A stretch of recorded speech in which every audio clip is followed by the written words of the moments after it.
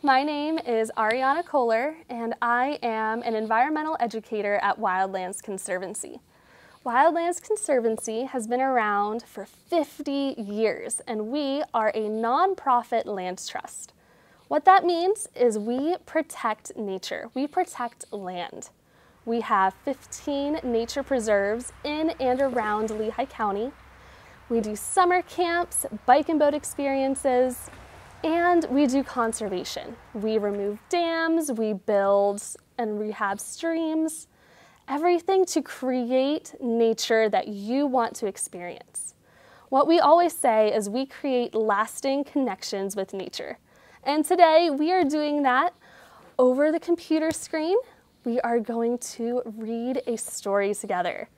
So today I have Bear Snores On by Karma Wilson and Jane Chapman. Are you ready? Let's begin.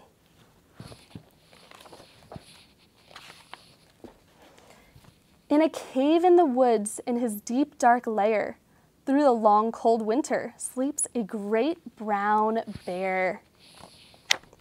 Cuddled in a heap with his eyes shut tight, he sleeps through the day, he sleeps through the night. The cold winds howl and the night sounds growl, but the bear snores on. An itty-bitty mouse, pitter-pat tiptoe, creep crawls in the cave from the fluff cold snow. Mouse squeaks, too damp, too dank, too dark, so he lights wee twigs with a small hot spark. The coals pip-pop and the wind doesn't stop, but the bear snores on. Two glowing eyes, sneak peek in the den, Mouse cries, "Who's there?" and a hare hops in. "Ho, Mouse," says Hare, "long time no see." So they pop white corn and they brew black tea.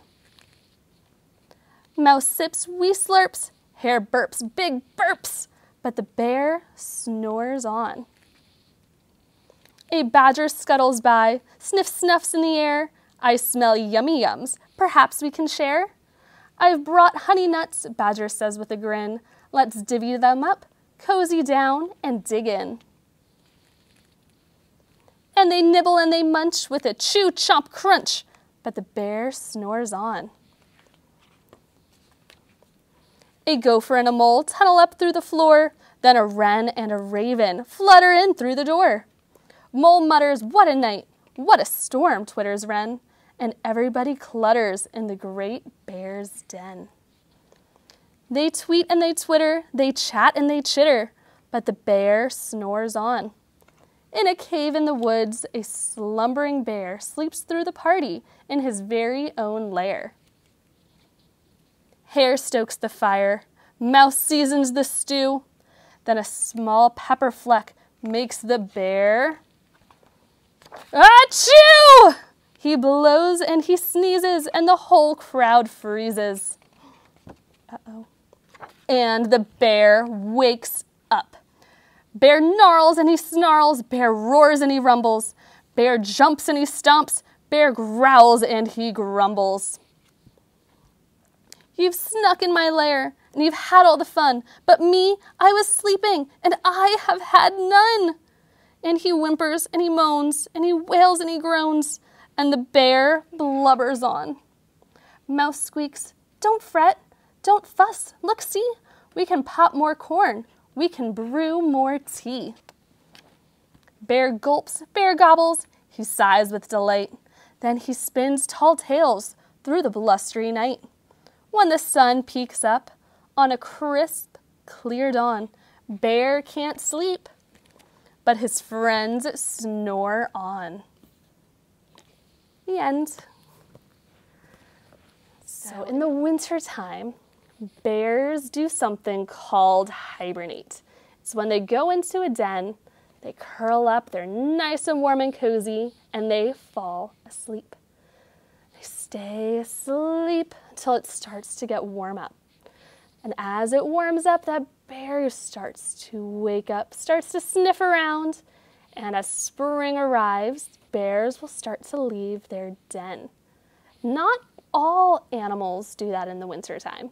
Some do build dens, but they don't always sleep the entire winter away. And I have one of those animals to introduce to you today. So let's find my friend Thistle. So this here is my friend Thistle, and Thistle is a striped skunk. Don't worry, he will not spray me. When he was a couple weeks old, he had his scent gland removed. So even if he wants to, he cannot spray me.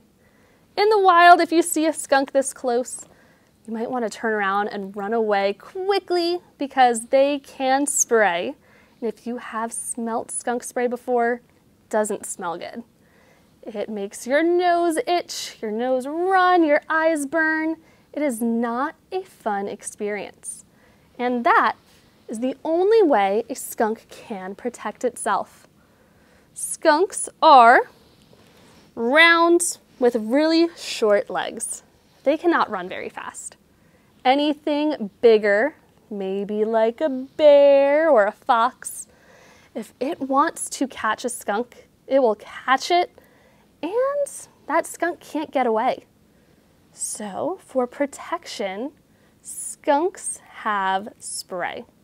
They do not want to spray though. They only have so much of it in their body at a time, so they want to save it for emergencies.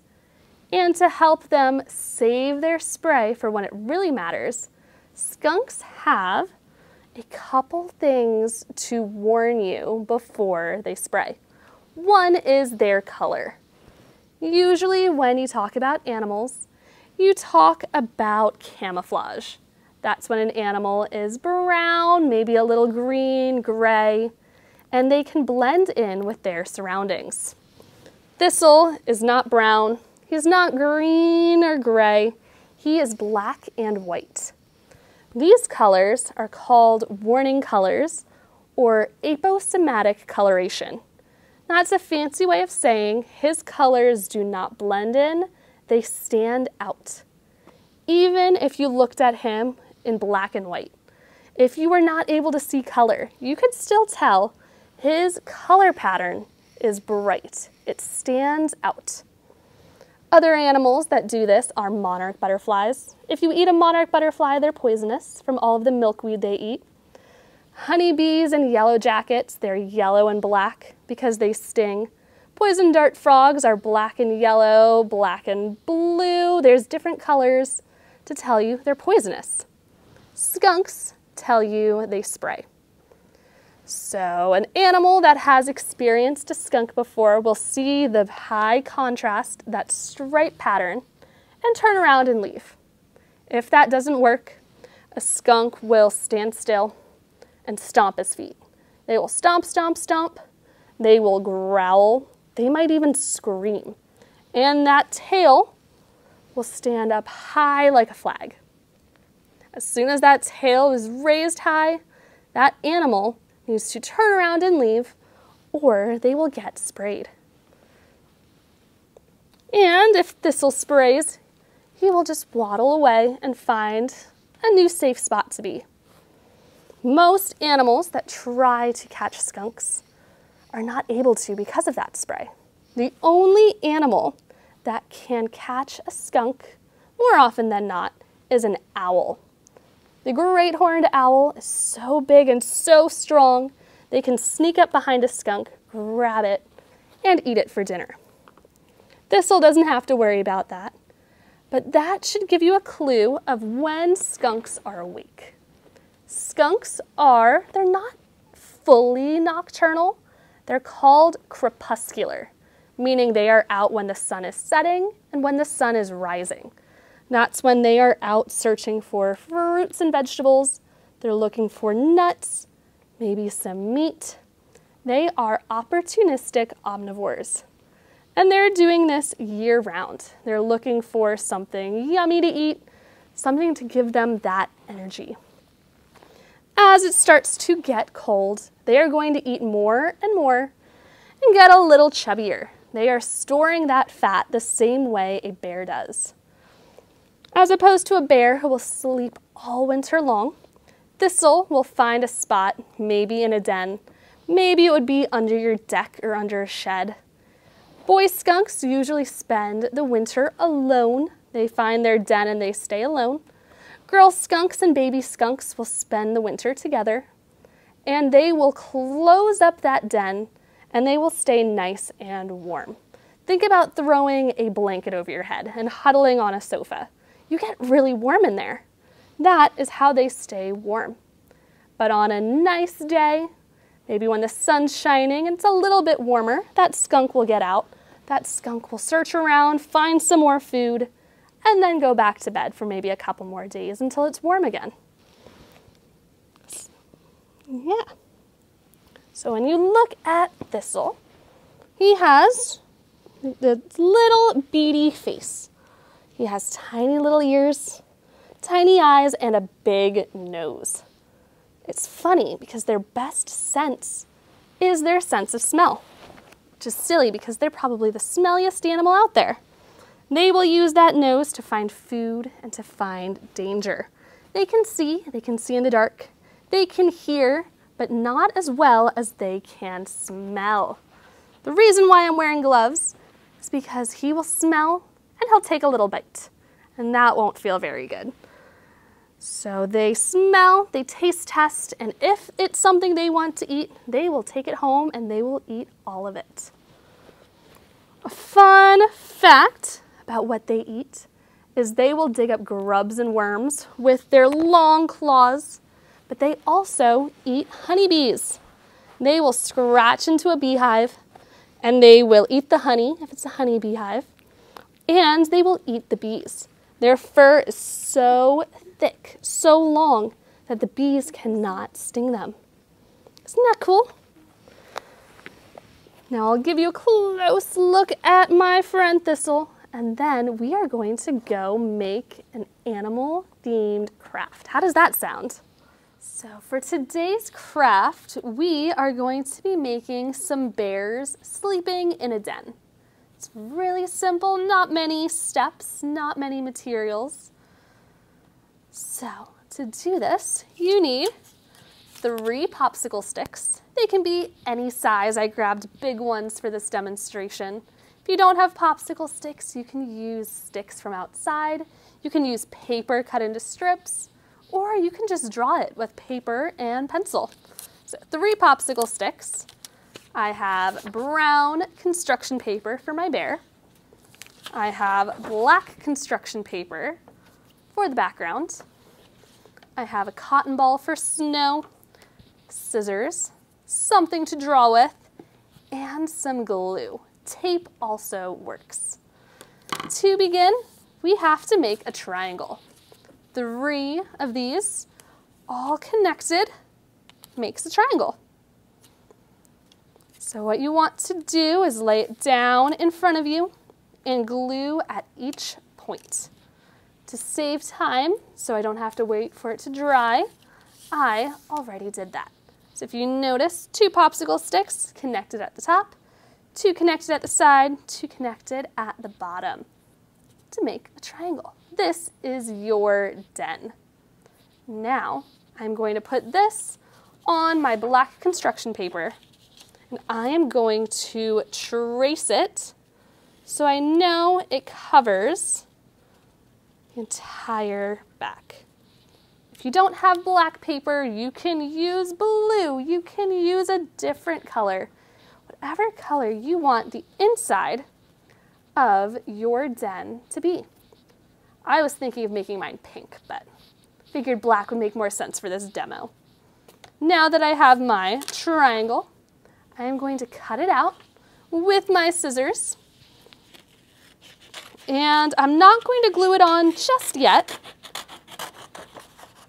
but once it's cut out, I will check to make sure it fits behind my triangle. This doesn't have to be pretty, because all of it will be in the back. I ripped that one. Lucky for me, I have another one as a backup.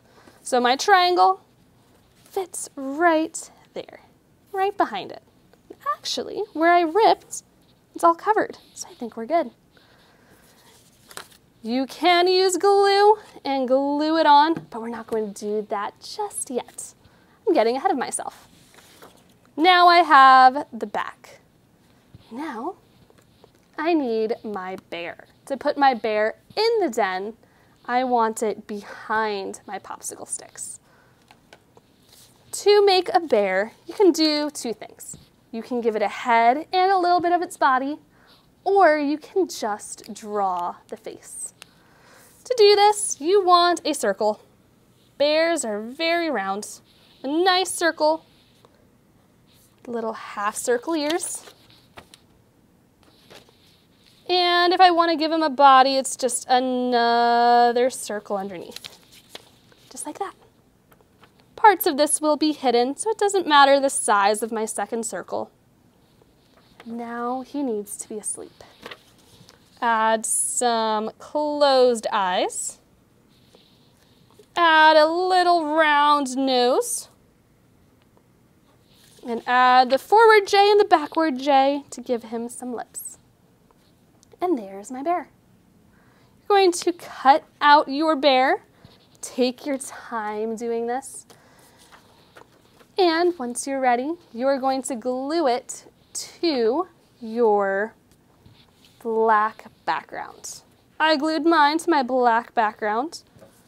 And to make sure it's in the right spot, you can use your popsicle sticks to figure out the exact placement. Maybe I want his head right in the center.